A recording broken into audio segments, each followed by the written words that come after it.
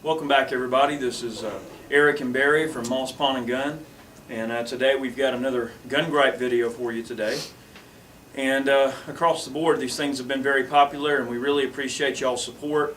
We've been getting a lot of phone calls and everything, and a lot of letters in the mail, and just support in general. And we really appreciate you guys leaving comments and suggestions. We try to take some of that stuff into heart. We do have a different number for you guys. We're getting so many calls at Moss Pawn that we've got our own number now.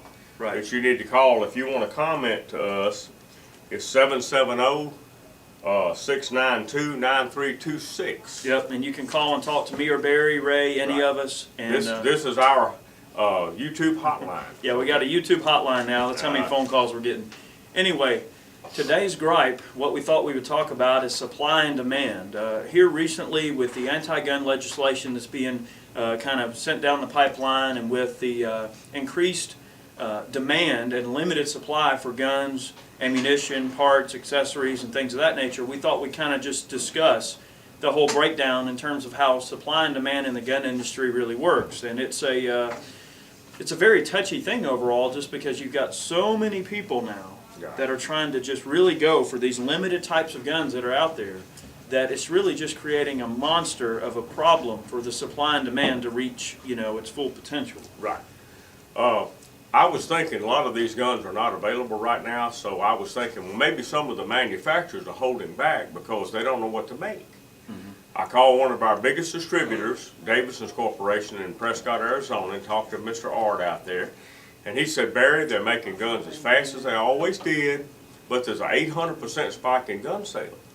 Now, you would think, why don't they put on an extra shift? Why don't they do this? Why don't they do that and bring on more people to make more guns? Well, they're already doing that. Well, they are doing that, but there again, there's a lot of complications with that. First off, if you hire new people, you got to train them. And if you hire a bunch of people and work them for 2 or 3 months, and you have to lay them off, then that's bad business. Right, they go to unemployment, blah, blah, blah. Right. The manufacturers are selling everything they can make. So they're happy as they can be. Oh, yeah. So, but the thing about it is, people are going to have to wait for things like 1022s. We can't get Glock 19s. We can't get Glock 26s. Of course, AR-15s. AR-15s. Any of that type of stuff. Of course, right now the demand is just so high for them, and the supply is still at a static amount that it's just impossible for these manufacturers and distributors to keep up with the demand. Obviously, of course, what happens is when you see an increase in demand and a limited supply, you're going to see an increase in price. And unfortunately, that's just part of the overall scenario that you're going to see with that sort of thing. Well, I heard from a friend of mine, he went to the Magpul factory in Alabama to buy mags, and the factory is closed. Now, that's what I heard. Now, if they make a lot of P-mags that are 30-round mags and they pass some kind of legislation, under the old Clinton or the Brady bill, the magazines will be grandfathered. But I think a lot of these manufacturers are not making something they can't sell to civilians right now. They're waiting to see what goes on in Washington. And I think there's a lot of stalling in the industry like that because of that.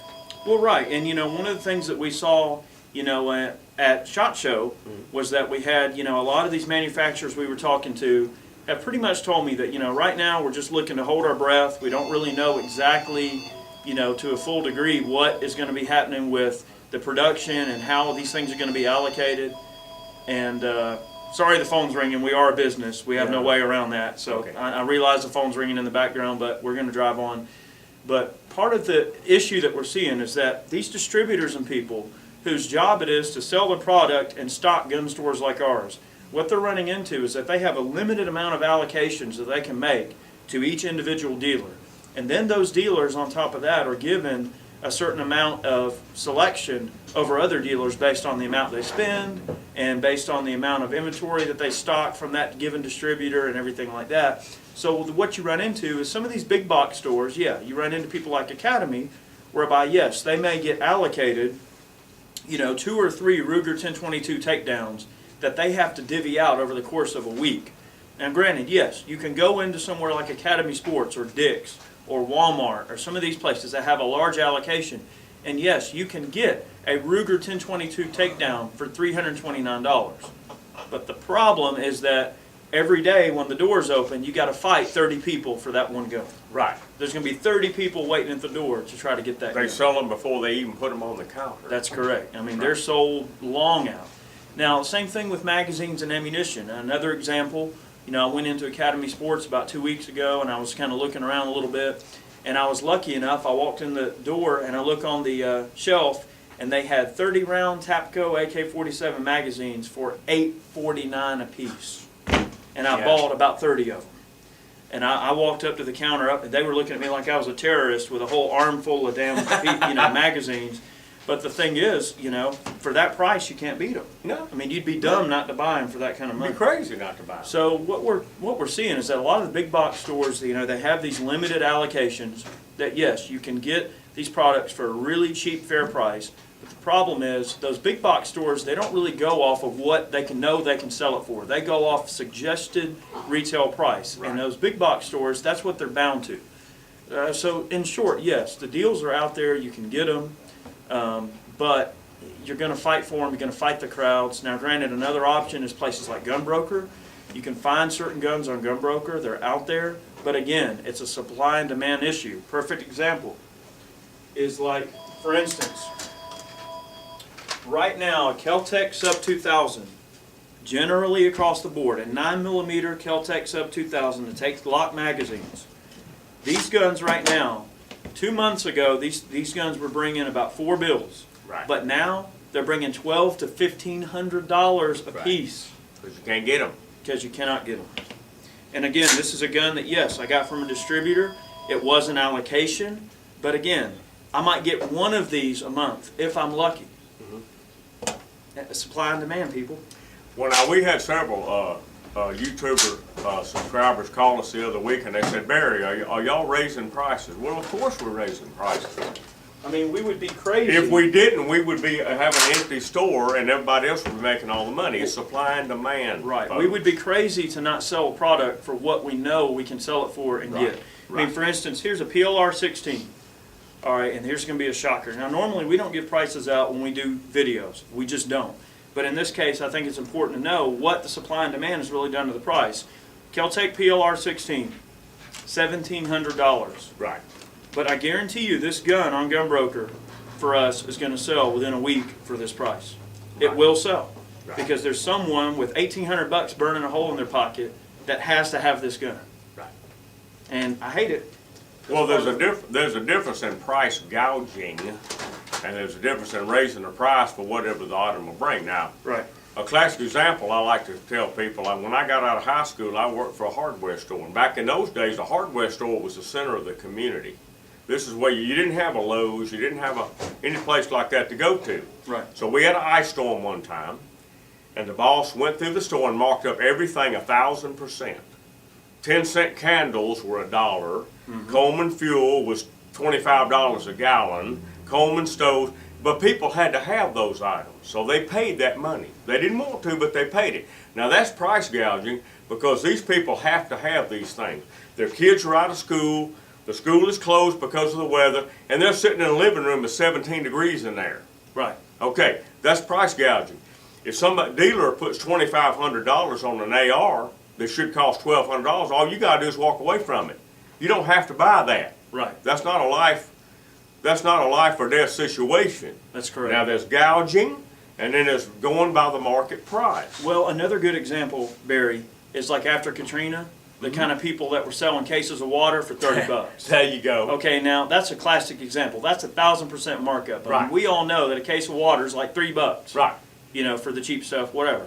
But yes, to take advantage of a disaster, and make someone pay $30 for a case of water, yes, that's price gouging, and that's extremely unethical. But you know, I believe, you know, these people out here that are raising prices on some of the evil black stuff, and they're making money on it. I can't blame them because you have to sell something for what it's worth, or you're going to go out of business. Right. And it doesn't matter. That's any line of business that you're in the industry at all. It doesn't matter if you sell insurance or whatever you sell. If your competitor undercuts you, that's one thing. But if you're selling it for half of what your competitor is, well, then why don't your competitors just come to you and buy it and then resell Right. it to their people? Right, you have to make And what you see, can make. a lot of these gun dealers out here are seeing this as a problem. These other FFLs, or they know what their local economy will handle, and they'll go to their competitors and they'll buy ARs for $1,600 a piece, and they'll buy 30 of them, Right. and then take them to their gun shop and jack them up to $2,200. Right. Just because they know they can sell them for that. So Well, everything it's in- economics. I mean, Everything in the world is whatever somebody was willing to pay for it. that's right. Now, everybody's caught up in this panic over the gun ban and all this kind of stuff. If Obama would go one way or the other, but see, he wanted to ram this through before the inauguration, and Congress told him no. Yeah. So now he's having to backtrack. Now he's having to figure out, well, what am I going to do next? Right. Now, I predict they're going to get their mag ban. They're going to get the ban on the 30-round magazines, and they may get a few other little items, but they're not going to get what they're going after. I think what's going to happen, Barry, is that the Democrats that were on board in the initial phases of this situation are jumping ship. Right. None of the Republicans that are, on the record for being pro-gun are going to vote for it, of course. Right. I think that any of these legislative actions from our government are not going to have a whole lot of a leg to stand on. The only people that are going to vote for them are the people that are known anti-gunners. Right.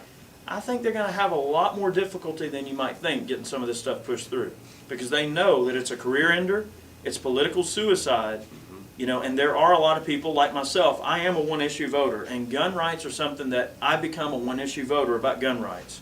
I mean, granted, there are a lot of other policies in someone's overall viewpoint that is important. I mean, of course, like foreign policy is something that needs to be considered, and their views on, like, legalization of marijuana, abortion. There's a lot of hot topics Right. that get thrown into the mix for a political person. Right. And I understand that. But for me, there is no compromise to the Second Amendment. There's no And compromise. anyone that's willing to take your guns is not your friend, and it doesn't matter what other views they have. If they're willing to take your guns, they are not there to help you. When I heard today, and I have not confirmed it, but Wayne LaPierre is going to be on Fox News on Sunday for an interview, and I think everybody needs to watch that. Wayne LaPierre says they are taking a zero tolerance on this thing. Let me tell you something. If they get your AR away from you, the next gun they're going to go after is Granddaddy's 30-06 with a scope on it, because that's a sniper rifle. Right. They're going to label it. Then when people are shooting it out in the streets with black powder revolvers, they're going to go after those. Right. Because it's not an issue of the gun. Crime was around and murder was around a long time before guns were invented. That's right. Now, they're going to go after your guns no matter what it is. They're going after the assault rifles now because everybody can see that. That's right. Remember, John F. Kennedy wasn't killed with an assault rifle. He was killed with an antiquated bolt action. Martin Luther King was assassinated with a sporting rifle that was bought from Sears, a pump 30-06. Now, they're going to go after your guns, so you better stop them right now. John Lennon was shot with a Charter Arms snub nose. Charter 38. George come Wallace on. was shot with a Charter Arms 38. Robert Kennedy was killed with a .22 revolver. Yeah. Now, they're going to go after your guns, but they're going after the assault rifles, Well, they call them. look at Lincoln. Lincoln was assassinated with nothing more than a boot pistol. Right, a single-shot muzzle loader. Right. It's not, the guns are not the problem in society, it's the people. The people have changed. We've always had guns, and we never had this crime rate before. It's because there's no parenting in the home. Kids are go home, they have no supervision. Yep. Kids are looking at all kind of violence on TV. People aren't held accountable for their actions. Then they're anymore. not held accountable And for their that's- actions anymore. That's the problem. Parents aren't held accountable for their kids' actions anymore. Kids aren't being raised right. They're not being brought up right. The schools dang sure ain't teaching them right. Right. But anyway, we are getting off on a bit of a tangent. As far as supply and demand goes, hopefully that allowed you to kind of glean some knowledge as to why, this all is happening the way it is. I mean, it's not by design, it's just by circumstance. Right. More people want the product, less people have it, so it's going to drive the price up, and that's just the bottom line. Right. I foresee, my prediction is that by the middle of this year, everything will be caught back up, all of this gun ban crap will be nothing but a memory, and things will catch back up. It'll be completely back to normal by August. I guarantee you. Okay. That's my prediction.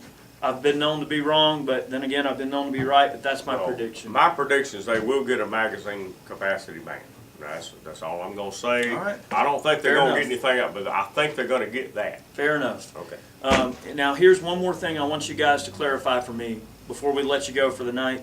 One thing I want to know. I've heard that there's going to be another march on the capitals, state capitals, on February 8th. And I have yet to find any type of, reference to Right. that. If any of you guys know who's putting that on, who's backing it, if there's an official organization like the NRA or Gun Owners of America backing it, if you could get me the tracking or the information to be able to keep track of that so we can know where to show up, where to be, who to talk to. I mean, these things are important. Everybody can say, well, there's going to be another march on the 8th, but there has to be a form of organization that we can all cling to Right. and look to and see, if there is going to be a march on the state capitals on the 8th, we'll be there. Okay. No problem. I will be there. But we got to know, there's got to be details. We can't just say February 8th. I mean, well, what on February 8th? Who's putting it on? What time? What do we bring? Right. Is it open carry? Is it not? Is it organized? I mean, these things have to be officially sanctioned and you have to have organization or else it makes us look like a bunch of nuts. Right. So we'd love to be there on the 8th, but again, who's putting it on? Where is it? Let us know. Well, So, in closing, if you don't belong to the NRA, you need to join, and you need to support them until they don't support you. And you need to do that. You need to keep that in mind. You can call them, you can give a credit card number, you can join right now if you want to. But you need to do that. And there's a lot of benefits with the NRA that you don't know about. They will tell you about those when you join. That's right. So just back them up, and I'm going to support them till they don't support me. Well, I know that this particular gun gripe is really more economical than anything else. I realize that right now there's still a lot of people out of work, out of jobs. I mean, there's people that just cannot afford to pay the kind of money that some of these guns are going for. But remember, a gun is in itself a luxury item.